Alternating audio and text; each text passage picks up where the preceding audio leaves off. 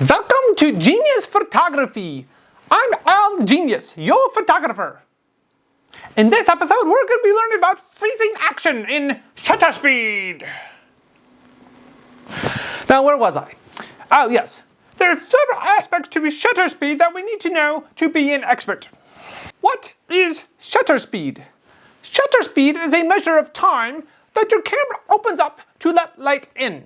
We measure it in 1 second, or 2 seconds, or half a second.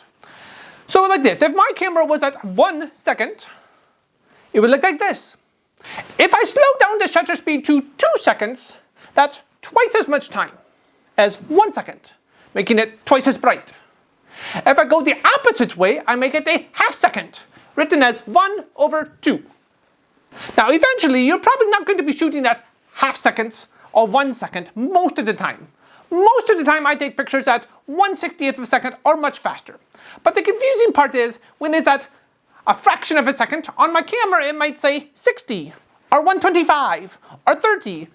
But it doesn't say 1/30 or 1/60, it just says 60 or 30.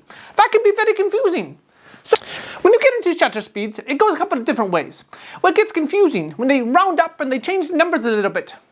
If we start at 1 second, we go to half a second, to quarter second, 1/8 of a second, 1/15 of a second. It's slightly different. We'll get to that in just a little bit.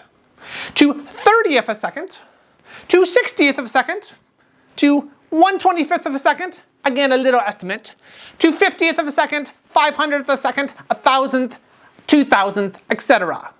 Most cameras will shoot today about 4,000th or 8,000th of a second shutter speed, which is super fast to freeze hummingbird wings. They're so cute. What gets it for most people is it's 8 second to 15 second. Why they do that? Well, they do that so it's easy math. So we're not like half second, quarter second, 8 second, 16th second, 32nd second, 64th second, 1/28th second, 2/58th second. You start to sound like Daffy Duck. That's no good. There's 2 types of shutter speed we have to worry about. We have to worry about camera blur from us wiggling our camera because we can't hold it steady while we're taking a picture. And then there has to be from the subject moving. If the subject's moving super fast, we can't freeze the action if our shutter speed is too slow because he's moving super fast. So if I'm holding my camera like this, I might be a little shaky. There's a rule of thumb for the size of lens that you use. If you use a long telephoto lens, maybe something like this, it's super long. If you use something that's maybe a smaller lens, it's not as long. It's not zoomed in as much. So if you're not zoomed in as much, you don't have to have as fast of a shutter speed to freeze the action. Let me demonstrate. If I have a 50mm lens on my camera, it broke. Oh well. If I have a 50mm lens like this, my camera, rule of thumb, if I'm not using any type of stabilization, meaning monopod, tripod, the lens image stabilization you can have on the side of your lens, or camera stabilization, it's become very common to have stabilization in the camera. If I'm not having any of those means of stabilization, I shoot 50mm lens like this. It needs to be a 50th of a second to avoid any type of wiggle. Now, if you use your body and you brace into the wall or into a table, you can go maybe a little bit slower. But now some of the lenses and the tripods and the camera stabilization, that technology, that'll allow you to go much slower shutter speed. Maybe something even like 2, 3, 4 times slower.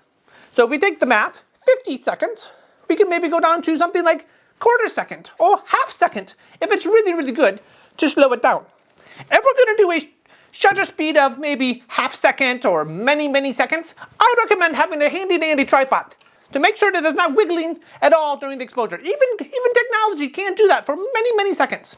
Using a handy-dandy tripod will save you lots of hassle and make you the best quality picture in the time. Now, what kind of shutter speed is appropriate to freeze my action?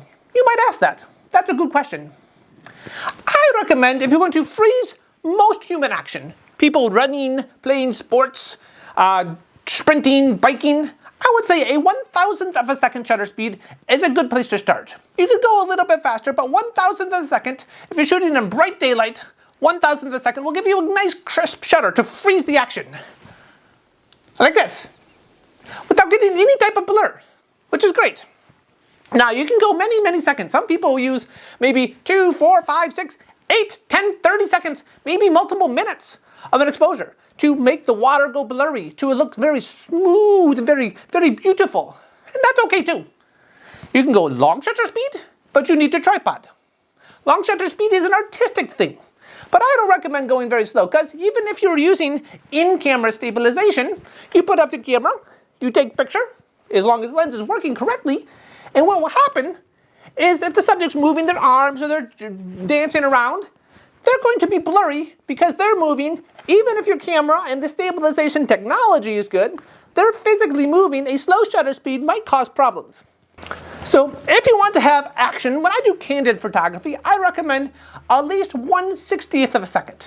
You go to your camera, you move your dial till it says 1/60th of a second on the side or inside the viewfinder. 1/60th of a second will freeze enough of the action so it doesn't look intentionally blurry.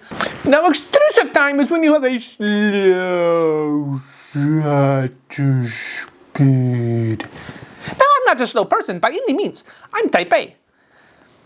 But a slow shutter speed unintentionally, so there's maybe many things blurry in the shot. Maybe you have the person stand still for a couple seconds, use a tripod, and everything else around them is moving, showing the busyness of life that we have. You could try extrusive time, but make sure to use a tripod. Make sure it's nice and crisp and sharp. And as always, pick the shutter speed that's appropriate for the action, appropriate for the time. So you ask yourself the question, do I want fast shutter speed, or do I want a slow shutter speed? It's up to you. Thanks for watching Shutter Speed by Genius Photography. I'm Al. Make sure you hit subscribe and hit that like button to see more videos just like this one.